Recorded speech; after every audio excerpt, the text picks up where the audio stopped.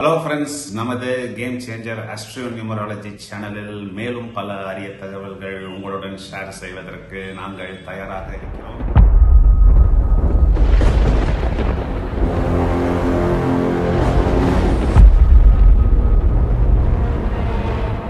தாக்கம் ஒவ்வொரு ராசிக்கும் எவ்வாறு இருக்கிறது போன்ற விவரங்களை நாம் பார்த்துக் கொண்டிருக்கிறோம்.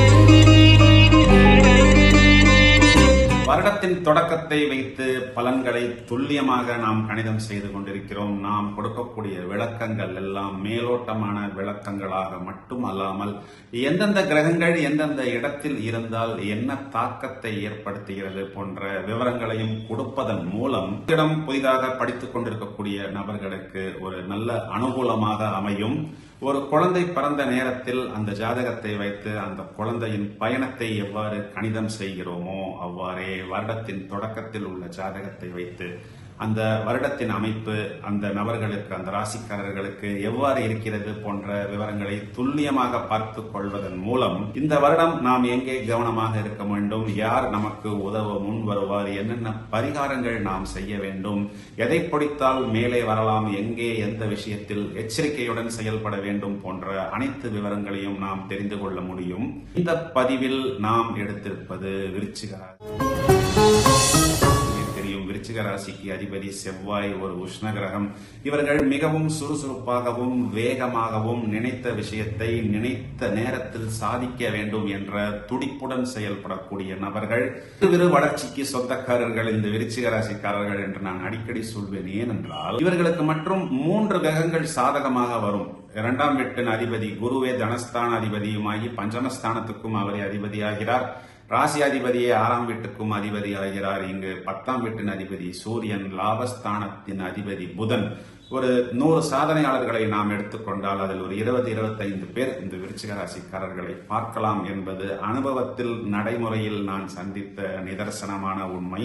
இந்த வருடம் இவர்களுக்கு தனவரவு என்பது இருந்து கொண்டேதான் இருக்கும். இதன் காரணம், இந்த வருடம் தொடங்கி கிட்டத்தட்ட ஒரு 15 நாளில் குருவின் சமசப்தம பார்வை இவர்களுக்கு இருக்கிறது. லாபஸ்தானத்தில் கேது, லாபஸ்தானத்திற்கும் குருவின் பார்வை. வருடத்தின் தொடக்கத்தில் ஜீவனாதிபதி என்று சொல்லக்கூடிய 10ஆம் வீட்டின் அதிபதியான சூரியன் என்ற கிரகம் உச்சபலம். அதனால் இவர்களுக்கு ஒரு நல்ல குட் நியூஸ், பணம் என்பது மளமளவென்று வந்து கொண்டேதான் இருக்கும். வருடத்தின் தொடக்கத்தில் ராசியாதிபதி செவ்வாய் சனியின் கூட்டணியுடன் இருந்தாலும் 4ஆம் இடம் என்று சொல்லக்கூடிய சுகஸ்தானத்தில் இருந்து 10ஆம் இடம் என்ற ஜீவனஸ்தானத்தையும் பிறகு 11 என்று சொல்லக்கூடிய லாபஸ்தானத்தையும் பார்க்க இருக்கிறார். இந்த செவ்வாய் என்ற கிரகம் சனி என்ற கிரகத்தையும் பிறகு ராகு என்ற கிரகத்தையும் கிராஸ் பண்ணவிருப்பதால் ஒரே புத்திசாலித்தனம் இவர்கள் பேசாமல் அமைதியாக இருப்பது. ஏரோஸ்டர்ஸ் நம்மள பார்த்தா சிரிச்சுக்கிட்டே இருப்பாங்க. நம்மள அவங்களுக்கு பிடிக்குது பிடிக்கல அதெல்லாம் 2வது விஷயம். ஏன்னா இவர்கள் கொஞ்சம் பேசினால் ஏதாவது 1-2 விஷயங்கள் குதர்க்கமாக ஆகிவிடும். இதெல்லாம் ஒரு 3 மாசத்துக்கு தான். செவ்வாய் விருச்சிகத்துக்கு வந்துருச்சு, செவ்வாய் மேஷத்துக்கு வந்து விட்டது அப்படின்னா அதுக்குள்ள சனி மற்றும் ராகுவை கிராஸ் பண்ணிவிடும். பிறகு இவர்கள் யதார்த்தமாக இருந்து கொள்ளலாம். சின்ன சின்ன உரசல்கள் இந்த பேச்சினால் வராமல் பார்த்து கொண்டால் போதுமானது.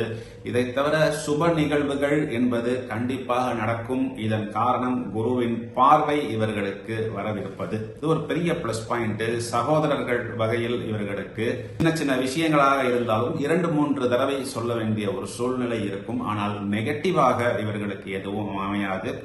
வீடு வாகனம் போன்ற விஷயங்கள் எல்லாம் இந்த வருடம் பிறந்து ஒரு 2-3 மாதங்கள் வெயிட் பண்ணணும். நான் ஏற்கனவே சொன்ன மாதிரி செவ்வாய் சனியை கிராஸ் பண்ணி ராகுவையும் கிராஸ் பண்ணி மேஷத்துக்கு வந்த பிறகு மளமளவென்று வீடு வாகனம் மனை போக்குவரத்து போன்ற விஷயங்கள் அனுகூலமாக அமையும். இதற்காக அவர்கள் கொஞ்சம் லோன் வாங்க வேண்டிய ஒரு சூழ்நிலை ஏற்படலாம். ஆனால் இவர்களுக்கு எதிர்பார்த்த நேரத்தில் லோன் கிடைக்கும். ஒரு நல்ல விஷயத்துக்காக நாம் கடன் வாங்குவது என்பது ஒரு ஃபேவரபிளான விஷயம்தான். செவ்வாய் மேஷத்துக்கு வந்த பிறகு இவர்களுக்கு உத்தியோகத்தில் ஒரு ப்ரொமோஷன் போன்ற விஷயங்கள் இவர்களுக்கு ஏற்படும். இவர்களது குழந்தைகளுக்கு ஒரு குட் நியூஸ் கிடைக்கும். ஏன் அப்படின்னா 7ஆம் அதிபதி 5ஆம் வீட்டில் உச்சம். 7 என்பது இங்கு மனைவியை குறிக்கிறது, 5 என்பது குழந்தைகளை குறிக்கிறது.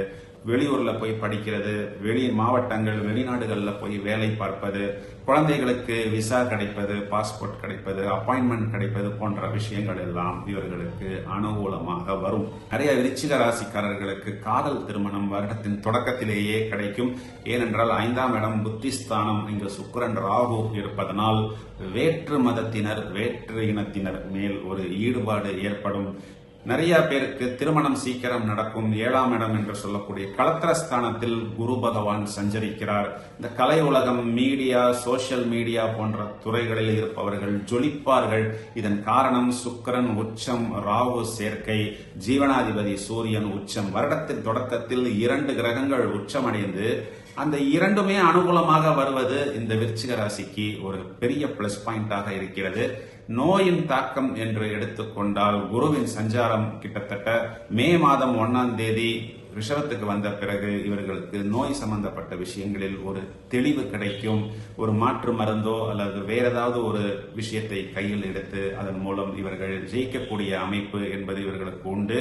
வம்பு வழக்கு போன்ற விஷயங்களில் இவர்கள் வெற்றி காண்பார்கள். அதற்கு ஏதாவது ஒரு புதிய யுக்தி, ஒரு அட்வொகேட்டை சேஞ்ச் பண்ணுவது அல்லது வேற ஏதாவது ஒரு புது விஷயத்தை உள்ளே வைப்பது மூலம் இவர்களுக்கு ஒரு வெற்றி என்பது ஏற்படும். ரொம்ப நாளா ஒரு தோல்வி, அவமானத்தை சந்தித்து வந்த நபர்கள் அனைவருக்கும் இந்த வருடம் ஒரு குட் நியூஸ் என்பது உண்டு. திருமணம் அனுகூலமாக வரும், திருமணம் நடக்கும். இது நாள் வரை இவர்கள் சந்தித்து வந்த அந்த எதிர்பாராத இடையூறுகள் என்பது இனி இவர்களுக்கு தொடராது. இதன் காரணம் இவர்களுக்கு குரு பார்வை என்பது சமசப்தம பார்வையாக வந்து இவர்களுக்கு அந்த அனுகூலத்தை கொடுப்பதனால் இவர்கள் எதிர்பார்க்கக்கூடிய ஒரு அதிர்ஷ்டம், ஒரு லக் என்பது இவர்களுக்கு ஃபேவரபிளாக அமையும். தொழில் சம்பந்தப்பட்ட விஷயங்களில் நிறைய புது ஆர்டர்ஸ் என்பது வரும். ஏனென்றால் லாபஸ்தானத்திற்கு குரு பார்வை, வருடாந்திர கிரகம் அனுகூலமாக அமைகிறது. புது புது ப்ராடக்ட்ஸ், புது டெக்னாலஜி, புது கான்செப்டை எல்லாம் வைத்து இவர்கள் நல்ல லாபம் ஈட்ட வேண்டிய ஒரு அமைப்புக்கு வருவார்கள். இவர்களது பொருளுக்கு ஒரு நல்ல விலை என்பது கிடைக்கும். எதிர்பாராத ஒரு லாபம் என்பது இவர்களுக்கு ஏற்படும். அரசியல்ல இருக்கக்கூடிய நபர்களுக்கு ஒரு அங்கீகாரம் கிடைக்கும். அதன் மூலம் அவர்கள் அடுத்த கட்டத்தை நோக்கி நகர முடியும். விரயஸ்தானாதிபதி என்று சொல்லக்கூடிய சுக்கிரன் பஞ்சமஸ்தானம் என்று சொல்லக்கூடிய 5ஆம் இடத்தில் உச்சமடைந்திருப்பதால் இவர்கள் சுபவிரயம் தான் செய்வார்கள். அதனை இவர்கள் கவனமாக செய்ய வேண்டும். வருடாந்திர கிரகத்தை எடுத்துக்கொண்டால் குரு இவர்களுக்கு 100க்கு 100 மார்க் வாங்குவது போன்ற ஒரு அமைப்பில் இருப்பதால் நான் வழக்கமாக சொல்வது போல் விருச்சிக ராசிக்காரர்கள் இந்த வருடம் ஒரு நல்ல வளர்ச்சி பெற முடியும். லாபஸ்தானம், ராசி மற்றும் 3ஆம் இடம் என்று சொல்லக்கூடிய வெற்றி ஸ்தானம், முயற்சி ஸ்தானத்திற்கும் குரு பார்வை இருப்பதனால் இது நாள் வரை நிலுவையில் இருந்த விஷயங்கள், இது நாள் வரை நடக்காமல் இருந்த விஷயங்கள் எல்லாம் இவர்களுக்கு அனுகூலமாக ஃபேவரபிளாக நடக்கும் என்பதுதான் நிதர்சனமான உண்மை. பரிகாரம் என்று எடுத்துக்கொண்டால் செவ்வாய் சனி சேர்க்கை, நரசிம்மர் வழிபாடு இவர்களுக்கு அனுகூலமாக வரும். ராசியாதிபதி செவ்வாய்க்கு செய்யக்கூடிய முருக வழிபாடு என்பதும் இவர்களுக்கு அனுகூலமாக வரும். அறுபடை முருகன் கோயில்களை இவர்கள் விஜயம் செய்வதனால் மேலும் அபிவிருத்தி பெற முடியும். சூரிய நமஸ்காரம் செய்வது, ஞாயிற்றுக்கிழமைகளில் சிவ வழிபாடு செய்வது, 5ஆம் இடத்தில் ராகு இருப்பதனால் வெள்ளி மற்றும் ஞாயிற்றுக்கிழமை அல்லது செவ்வாய்க்கிழமைகளில் ராகு காலத்தில் துர்க்கையை வழிபடுவதன் மூலம் இந்த ராகுவின் தாக்கத்திலிருந்து வெகு எளிதாக வெளிவந்து ஒரு வெற்றி கொடி நாட்ட முடியும். Thank you friends. மேலும் பல அரிய தகவல்கள் உங்களுக்காக தயாராகி கொண்டிருக்கிறேன்.